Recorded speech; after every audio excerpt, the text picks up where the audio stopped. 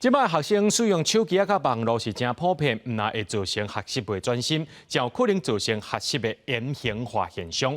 有医生是提醒讲，手机若准使用过多，恐惊影响到脑神经的发展。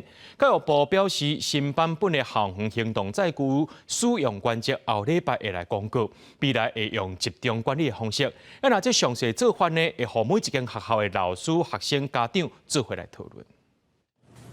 特定的手机看最后一眼，学生就爱排队放入箱仔锁起来，等到放学才去通退回去。像台南的职工中学，若要早去学校，就要去家长填申请单。校方也会加强巡视管理。这阵科技发达，普遍大家拢有手机不过若无适当使用，恐惊影响上课，活动自心。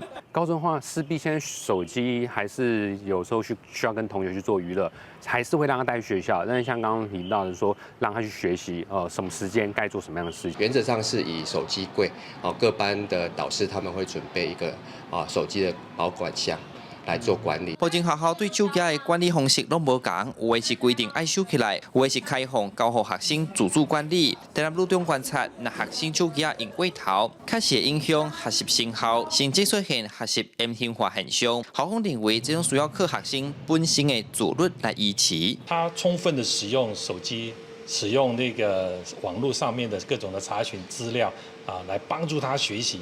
但是如果他自己克制不了非学习相关的，确实就是影响到了他的学习，所以的确会造成 M 型化。有医生认为，删掉手机的情形，参青少年在现实生活中无法度得到成就感，去网络世界找满足感有关系。致使囡仔就会提早当大人，接触歹习惯，甚至在现实中甲无法度甲人接触，连带影响脑神经的发展。青少年是咱脑神经第二道发展，咱一般讲的当大人这个时间，你当了好，你神经发展了好，你将来你就靠这地位去维持你一世人生活。啊，你若伫这个时间，你甲训练一耍手机真可惜。正常的，咱这个时代家人做伙过用，就变成一寡伤害。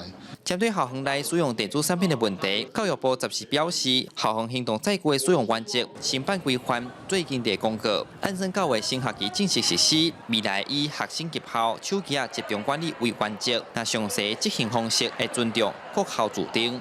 记者苏台南采访报道。